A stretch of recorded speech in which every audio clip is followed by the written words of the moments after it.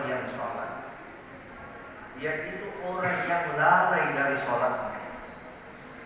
Bayangkan ini Pak, orang sholat diancam, apalagi orang tidak sholat. Orang yang sholat saja diancam, apalagi orang yang tidak sholat. Nah, siapa orang yang sholat di sini diancam? Menurut penafsiran para ulama, ada yang mengatakan sholatnya orang munafik. Sebab mereka itu sholat hanya dia lakukan kalau dilihat orang. Kalau tidak dilihat orang, sholat sendiri dia tidak sholat. Karena memang orang munafik ini berupaya mengelabui orang-orang beriman dengan amalan, sehingga amalannya muslim, orang beriman dengan orang munafik sama. Tetapi yang membedakan adalah ketika mereka tidak bersama, tidak dilihat oleh orang, makanya dikatakan yura'un. Mereka sholatnya juga riya. Itulah sebabnya sholat subuh mereka tidak datang.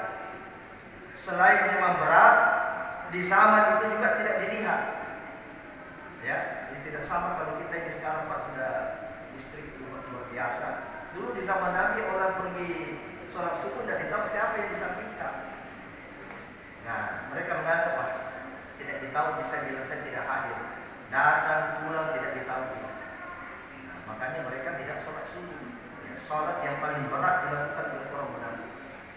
Nah, kemudian di antara penafsiran para ulama di dalam tafsir Ibnu Katsir disebutkan yang dimaksud diancam di sini orang yang sholat, orang yang lalai memperhatikan kekhusyuannya sholat. Orang yang sekedar hanya mengerjakan, tetapi dia lalai memperhatikan kualitasnya sholat, lalai memperhatikan khusyuknya. Maka inilah orang yang diancam di dalam sholatnya. Itulah sebabnya jamaah sekalian, kita biasa terkadang heran,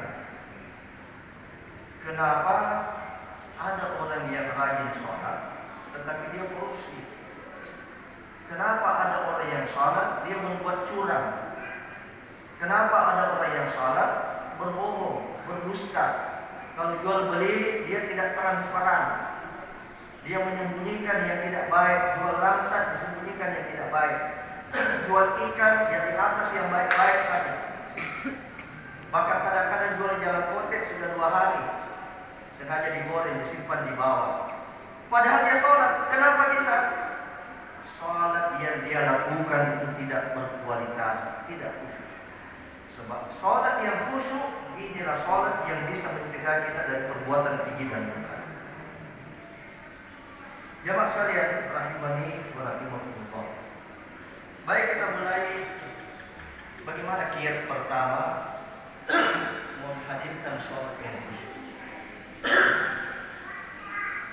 Yang pertama disebutkan dalam buku ini, al-isti'adatu lis-sholat, melakukan persiapan yang baik menyongsong sholat. Kapan itu persiapannya? Sebelum masuk waktu azan. Kita sudah ada persiapan. Ya, kira-kira 5 menit, 10 menit sebelum masuk waktu azan.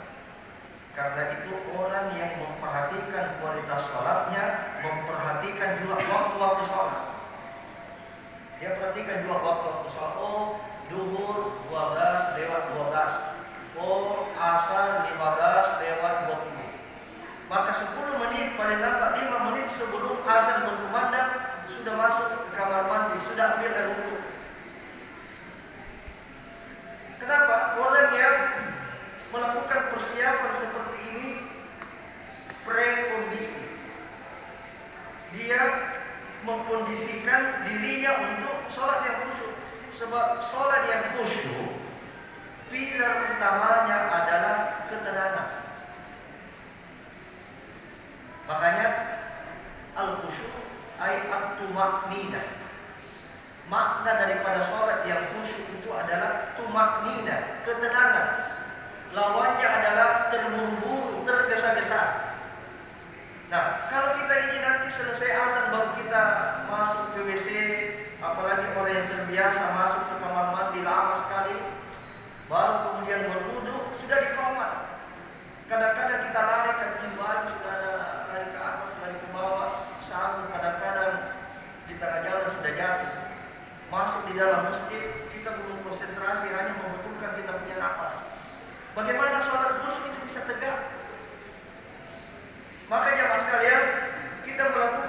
persiapan sholat itu sebelum azan berkumandang, sehingga banyak manfaat yang akan kita dapatkan dari persiapan sholat.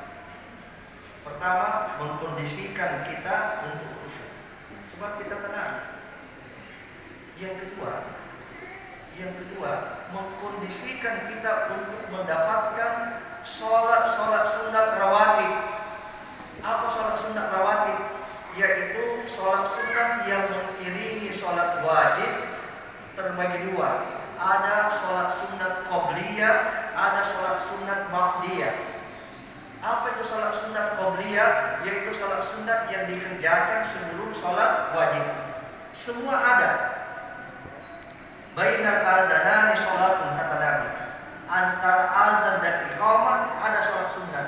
Ini yang disebut dengan sholat sunat qobliyah. 2 sebelum subuh, 4 sebelum zuhur, boleh 4 sebelum asar, 2 sebelum maghrib, boleh 4 atau 2 sebelum isya. Itu qobliyah. Semua ada qobliyahnya. Hanya yang terpendek waktunya adalah maghrib. Ba'diyah kecuali sesudah sholat subuh dan sesudah sholat asar, tidak ada ba'diyahnya. Nah, di antara sholat sunat rawatib ini Allah memilih 12 yang diutamakan, disebut dengan muakkadah, 12 rakaat. Dan siapa yang menegakkan 12 rakaat ini, kata Nabi, man shalla fi yaumin wa lailatin fintai asyarata raka'ah bunya lahu baitun fil jannah. Siapa yang menegakkan sholat siang dan malam 12 rakaat, maka akan dibangunkan baginya rumah di situ. Bahagianya kita, Pak, kalau di dunia ini rumah kita bagus. Rumah kita rumah permanen, milik sendiri, tidak selalu menjadi kontraktor. Banyak orang yang suka kontrak, itu kontraktor namanya. Kan ditambah saja kode-kode di belakangnya. Apa itu kontraktor? Oh, yang suka kontrak. Alhamdulillah, ya, kita tidak mengontrak. Ada rumah kita, rumah sendiri lagi. Dan alhamdulillah Allah sudah menyiapkan rumah di surga. Kenapa? Karena 12 rakaat kita jaga. Saya ulangi, 12 rakaat itu apa? 2 sebelum subuh. Oke? 2 sebelum subuh ini ada tambahannya. Khair minad dunya wa ma fiha. Lebih baik dari dunia dan seisinya. Kemudian 4 rakaat sebelum zuhur. 2 rakaat sesudah zuhur. Sudah berapa itu? Berapa? 8. Sudah 8, Pak. 2 sebelum subuh, 4 sebelum zuhur, 2 sesudah zuhur. Sudah 8. 2 sesudah maghrib. Berapa? 10. 2 sesudah isya. Bagaimana yang lain? Insya Allah jadi perabotnya rumah. Coba lihat. Saya mau tanya, dari 12 rakaat ini mana yang paling susah? Mana yang paling mudah? Yang paling mudah semua yang ba'diyah. Betul Pak Jalil? Semua yang ba'diyah, semua yang sesudah. Kenapa mudah? Karena waktunya panjang. Jadi ba'diyah zuhur mau ambil 2, tadi 2 ya, tapi mau ambil 4 boleh. Itu waktunya sampai sebelum masuk puasa. Tidak dibatasi, makanya jam itu Pak tidak ada batasan itu. Jarak antara sholat sunat pada asar pada zuhur sampai asar tidak ada itu. Ya, tidak ada.